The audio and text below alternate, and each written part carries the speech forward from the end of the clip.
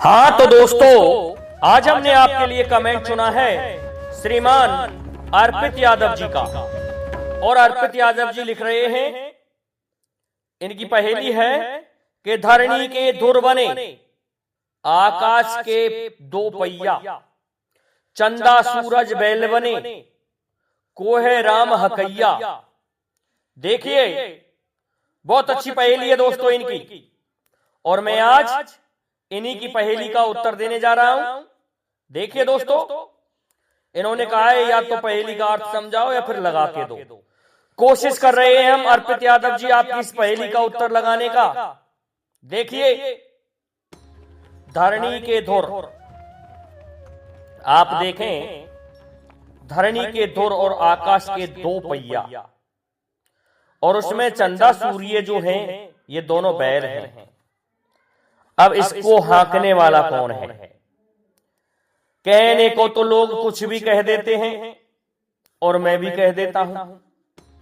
देखिए, जब विराट स्वरूप बनाया था भगवान ने महाभारत में, तो उस समय जो अग्नि का रथ था उसके धुर धरती के बने हुए थे, और जो उसमें पहिया थे वो आकाश के बने हुए थे, और चंदा सूरज बैल, उसमें जो घोड़े थे वो चंदा सूर्य के समान थे। ये सृष्टि में भी जा रही है दोस्तों। कोहे राम हकैया, उसको हाँकने वाले भगवान कृष्ण थे। एक तो हम ऐसे लगाते हैं, लेकिन नहीं, मुझे भी संतुष्टि नहीं आई है। देखिए, धुर, आप गीता खोल के देखेंगे तो इस आत्मा पर चलते हैं। इसमें इस जो मानव रूपी शरीर रूपी जो गाड़ी है, इसमें दो धुर बने हैं, वो धरती रूपी बने हैं, अर्थात इस मिट्टी से बने हैं दो धुर। और आकाश के दो पहिया, कहते हैं चित जल पावक गगन समीरा, पांच तत्तीय अधम शरीरा। आकाश में, अर्थात इसमें आकाश है, शरीर में ही ये दो पहिया हैं। और देखिए, चंदा सूरज बैल, अर्थात ये दो नेत्र हैं, एक सूर्य है तो एक चंद्रमा है। ऐसे ही सृष्टि में भगवान का एक नेत्र सूर्य है तो दूसरा चंद्रमा है। इसी प्रकार से धुरा ये पृथ्वी है, और आकाश जो है उसके पहिया बने हुए हैं सृष्टि में। अब इसको हाँकने वाला कौन है? वही परमेश्वर, अर्थात हमारे इस मानव रूपी शरीर में जो कोई बैठा है वो इसको हाँक रहा है, अर्थात राम हाँक रहा है। हम राम कहते हैं, शरीर के अंदर जो है उसे भी हम राम ही कहते हैं। वो आत्मा भी परम ब्रह्म, उसी पार ब्रह्म का अविनाशी का स्वरूप है। तो ये तो आध्यात्मिक और मोटे मोटे तौर पर बताई गई, लेकिन मैं ये बताता हूं कि कहीं ऐसा भी हुआ है कि सचमुच में भगवान राम ने कोई गाड़ी चलाई है या भगवान कृष्ण ने चलाई है? देखिए कहां चलाई है। आपको पता है, लेके चलते हैं हम नरसी के भात पर रामा बिटिया की तरफ, कि रामा बिटिया के छोचक जो भरा जाना था, भात जो भरा जाना था, उसमें उसकी सांस जलती थी, क्योंकि नरसी एक ऐसा सेठ था जिसने 56 करोड़ माया लुटा दी थी उस समय, और खुद साधु बन गया था। इस बात से रामा बिटिया जो थी उसकी सांस खपा हुई थी। उसने दोस्तों इतनी बड़ी सामग्री लिख दी कि उसे देख करके हर कोई अचंबा करने लग जाए। ऐसा भात, ऐसी सामग्री कोई लिख ही नहीं सकता था। कहते हैं दोस्तों, 9 गाड़ी धनिये की लिख दी, 2 गाड़ी जीरे की लिख दी, मिर्चन की कितनी लिख दी, इस तरह से, और खुद के लिए सोने के सिलभाटा लिख दिए। तो बहुत बड़ी संख्या में उसने ये एक लिस्ट बना करके नरसी को थमाने के लिए एक दूत भेज दिया, और दूत आता है तो दोस्तों नरसी बथुआ तोड़ने चला गया। अब उसका भात कौन भरे? किसी ने कहा नरसी है, अरे के उस झोपड़ी में पड़ा होगा गांव के बाहर। उसका भाई हंस रहा था कि वो तो नंगा है, उसका भात अब कौन भर सकता है। अरे उसका बात तो अब उसका भगवान भर दे तो बहुत बड़ी बात है, और भगवान कहाँ मिलेगा ऐसे ढोंगी पाखंडी का। दोस्तों नरसी बड़ा दुखी था, पता चला कि चलो भाग तो देना ही है, चलना तो है ही है रामा बिटिया के यहाँ। तो जैसे तैसे किसी की टूटी सी गाड़ी ले ली, और जिन बैलों को बिल्कुल काम में नहीं लिया जाता, थके हुए बैल पूरी तरह से हार जाते हैं, उन्हें छोड़ देते हैं, ऐसे बैल ले लिए और उसे जोड़ करके और 3-4 और संतों को साथ में लेकर के नरसी जा रहा है जूनागढ़ के लिए। देखिए दोस्तों अब क्या होता है, सरसागढ़ के लिए, जूनागढ़ से सरसागढ़ के लिए जा रहा है। अब वो गाड़ी थोड़ी सी दूर चली, जैसे तैसे उसके अक्खड़ वक्खड़ फैल गए।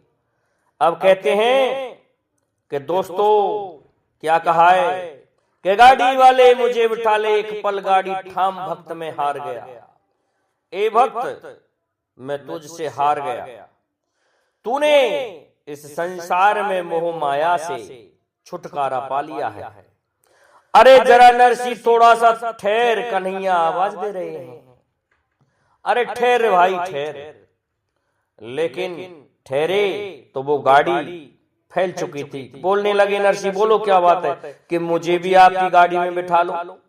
नरसी कहने लगे भैया हम तो पहुंच नहीं रहे हैं, हमारे बैल हारे थके हैं, हमारी टूटी गाड़ी है और ये भी चल नहीं पा रही है, इसका पहिया भी जाने क्या हो गया और हमें भात में पहुंचना है, कैसे पहुंच पाएंगे और तुम कह रहे हो मुझे बिठा ले चलो। इस पर भगवान कृष्ण हंसने लगते हैं और कहते हैं अरे नरसी तेरी ये गाड़ी में ठीक कर दूं तो मुझे बिठा लेगा? क्या मैं बिठा लूंगा कि तुम कौन हो कि मैं खाती हूं, मैं इस गाड़ी को अभी ठीक कर देता हूं। कहने लगे करो करो। भगवान ने दोस्तों यथास्थिति उस गाड़ी को रख के और अपना हाथ लगाया और बैलों में बुलाया। कहते हैं जब हरि ने हाथ लगाया तब बैलों में बुलाया। देखिए दोस्तों बैल उछटने लगे और तो और कहते हैं रथ की बदिया पहले उड़ती थी। इस तरह से बल आ गया उन बैलों में भगवान के हाथ लगाते ही, और भगवान हाँक के ले जा रहे हैं उस गाड़ी को और पहुंचा दिया सरसागढ़ में। संतों की स्थिति देख करके रामा के ससुर ने और सास ने एक टूटी सी झोपड़िया बता दी कि इसमें ठहर जाओ। उसमें दोस्तों कई बकरियां बंद की जाती थी, ऐसे नहरे में बंद कर दिया। अब देखिए उस बाड़े में पड़े थे, भात का टाइम आया कि भात भरा जाएगा, कि हाँ भरा जाएगा। तो चलो कोई बात नहीं, चौक तो पुरवा देते हैं, क्या देगा ये नंगा है, इसके पास है ही क्या। लेकिन भगवान कृष्ण सुन रहे थे सब बात। आ जाते हैं नरसी भगत सोया रह गया और भगवान कृष्ण बाहर आ गए, अपनी माया से वही संसार रच दिया। कहने लगे चौक पुराओ और तुम्हारी उसको भेज दो जो जेर लेके आती है मायन को। दोस्तों भगवान ने सोने की मोहरें डाली। अब तो दोस्तों भात पहनना प्रारंभ हुआ। एक एक लिस्ट का हिसाब भगवान पढ़ते जा रहे हैं और देते जा रहे हैं कन्हैया। दोस्तों पूरा भंडार दे दिया भगवान ने। अब क्या होता है, सभी ने जिसने रामा के लिए जो चुंदरी मांगी थी कि ऐसी चुंदरी चाहिए जिसमें 9 लाख तारे हों, ये पूरे धरती आकाश के सितारे दिखाई देने लगते हों। भगवान ने दोस्तों रामा बिटिया का अंत में जो स्वागत किया था, ऐसी ही चुंदरी उसको उड़ाई कि तेरी सास ने ये डिमांड की थी, लेकिन तेरी सास नहीं देखी मैंने, उसने भी कुछ मांगा है। कहने लगी प्रभु मैंने भी मांगा है, मुझे भी दो।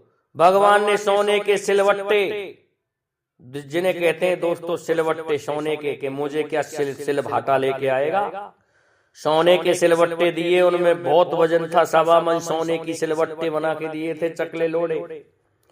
जैसे गाया दे दिया दोस्तों, सोना जेल नहीं पाई और पैर पर गिर पड़ा, जिससे लंगड़ी हो गई सास के। देख ले सोने के हैं दोस्तों, लगने को भूल गई, लेकिन सोने के सिलवट्टे देख करके अचंभित रह गई।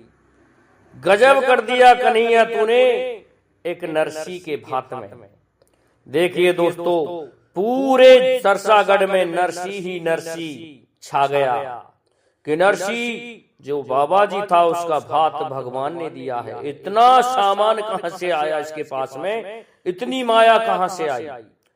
अब तो दोस्तों फिर कहने लगे इस गांव के लिए कहा था उसने क्या क्या हुंडी लाएगा इस काम के लिए, ये कहा था उसकी सास ने, रामा बिटिया की ने।